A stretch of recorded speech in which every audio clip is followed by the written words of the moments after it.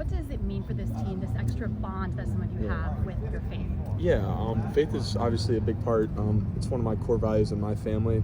Coming into a school like this, I was a little nervous on the faith base just because some other schools had showed down a little more. And, I never didn't trust the Lord's will and his path for me, if that makes any sense. Right when I got here, I was blessed with being able to have opportunities of having scripture-based Bible studies on Wednesdays with G. Scott and X and guys that are now kind of moving on with their next part of their journey. And that's kind of moved down towards us younger guys if we've continued to grow in our paths as well. So it's been pretty cool. How did it help you kind of filter into this team as a new member that you were just talking about? It felt me, it's just kind of like a kind of breath of fresh air, if that makes any sense. Kind of being the new guy here last year, like things were just guns and blazing left and right. You really don't know what's going on, but then you have that just the extra cushion with the guys when you see other guys that are following the same path as you, faith-based wise. So it's pretty cool. How have you as a football player grown from last year as a newbie to this year? Definitely a lot. I mean, you're at Ohio State, you learn a lot. If things don't go your way, and that's when you kind of need to trust in the Lord's path and his guideline for you. How do you guys handle criticism as a unit? Do you just not pay attention to it, take it to heart, and turn it around? Yeah, I think it's a little of both. I think we don't really pay attention to it though as much. We're not really looking at it as much as maybe other people are at other teams. It doesn't really bother us. I mean, the line has been sort of how do I say it, punching bag of this team. Is that something that you guys are really conscious of turning around? And just kind of want to, shut people up, or how does that work? I would say 100%. I think we're just kind of grinding every day and going at it every day. We're in the doldrum of camp, as he says. We talked about it with Coach Fry, and the doldrum is the equator, where the wind, you have to make your own energy, and sometimes you're in the middle of camp and, we're here every day doing the same thing, and it gets hard. So you kind of got to bring your own energy and bring your own juice every day. And I think we've been doing a great job of that so far here. And I feel going to feel bad for Akron when we play them, because we're going to be seeing new guys for once, and it's going to take a toll on them. So we'll be ready to roll. Luke, Seth was saying that when your technique's on, you can dominate people. For you, what's the toughest thing right now about consistency with technique? That's a great question. I think it just comes with a basis of just me going into year 3.5 of playing offensive line. I was kind of a newbie coming here in general. I didn't really play offensive line until midway through my junior year at high school. So it's taken me a long time to just master the technique that's been shown, but I trust in it wholeheartedly, and I'm just trying to grind every day, get better. You kind of balance the position switches too, playing some tackle last year, guard, and now some center. Like, how have you balanced all that? I just think it comes with just, how do I explain this? Kind of brain farting right now, sorry guys. I think the more understanding you have of the scheme, the easier it is for you. So bouncing around isn't as much as a problem for me, just because I'm versatile and I know that if I have full confidence in my ability, I can go out and do anything.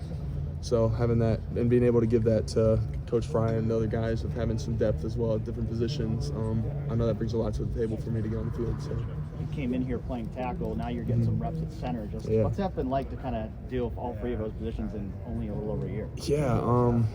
Like I said, it was a lot at first, but honestly, I've started to just continue to just trust in the plan of the Lord. Coming in here, obviously you have dreams of and accolades of being like I would wanted to be a left tackle. Here I am. You're going into year 2 playing center and guard, and that's all right. Hey, Jelani, what's up, dude? And that's all right. I'm just kind of trying to find my way onto the field here as any way possible. You like playing center? I do. I like it a lot. Yeah, I like it. I'm a pretty social guy, so I think I like being able to just scream at random stuff and call out stuff on offense. How does that make that position fit your skill set well? Yeah, like I said, I just think like my skill set of being maybe not the tallest, lengthiest guy, being able to stay low and use that to my advantage, and obviously knowing the scheme as well. I think the IQ of the game mentally is obviously a huge part of football, and you need to bring that to the table. So just knowing, like being able to go from tackle to guard to center, and knowing what every guy has on the line and what their assignment is, that helps out a lot for me, being able to make my job easier at center when I'm in there. We saw you play center one time in high school and said you were going to be an NFL center. What did you think about that person? I think you'd be crazy. I think you were not the only one that told me that, Vern. Coach Allen at UF He told me that a long time ago. He thought I'd be an NFL center, and I blew it off because that was a long time. I still thought I was going to be a tight end playing here or playing at Duke basketball. I didn't really think I was going to be playing offensive line here. How important is that to remind yourself to kind of run your own race? Tiger was talking about it earlier. Yeah. You come in here, you're from Ohio, you have all these recruiting accolades, and you think, like, I'm going to make it my time, right? But, like, it's not really your decision. Yeah, it's not. Yeah, 100%. And I just honestly go back to the faith-based part for me. It's the Lord's way. It's not mine. Things go His way, and you just got to trust in His plan. I pray about that a lot every day before I would run out past the red line and leave everything behind, what Coach Day says. So, like I said, I'm just kind of grinding right now and just trying to get better every day at whatever I need to do. Is it frustrating you? I mean, heading into spring, I think a lot of people, maybe even yourself, felt like you're going to be competing for that right guard spot, and that's going to be where you're going to be, right? And Yeah. moving around a little bit, do you feel like it's helping you long term? Yeah. Or is it... Yeah, mixed emotions, obviously. It's tough not like bouncing around like stuff like that, if that makes sense, because you want to obviously get on the field as fast as you can, but you know, that's part of the deal coming to Ohio State. You know, you have all these goals and accolades, and they're still right there. So I'm just kind of grinding to get to that moment. It's almost like you're playing a slow motion game of using the chair. Is it right? I mean, it is. But number two, your body's maturing along the way too. Right? Oh yeah, right? yeah, 100%. Yeah, exactly. You never know what you're going to get to Right. in college, right? Yeah, 100%. That's another thing. It's you know, it's not only just the physical part of playing football, but it's also the physical part of being in the weight room. Getting another year of knowledge on nutrition, like what your routine's going to be throughout the fall. Because last year I really didn't have a routine. You know, that was just part of the learning curve of being a college athlete and pretty much pro, because it is pretty much pro football here. What has Seth brought to the table for you? Obviously, playing some center. Yeah. For you. Is that like talking to well, I'm not going to say what Urban Meyer used to call it, a grown A man? I mean, what is it like talking to? No, 100%. Here's what I'm saying. I'm going to say professional athlete. He's a pro. He takes the field like a pro. He takes the classroom like a pro. He obviously has a lot of experience. Being able to play 3 years at Alabama is a huge accolade that will help him throughout his career, obviously, and help him now here. Just being able to learn from him and just kind of sit back and listen to what he has to say, because at the end of the day, he's seen everything. He knows everything.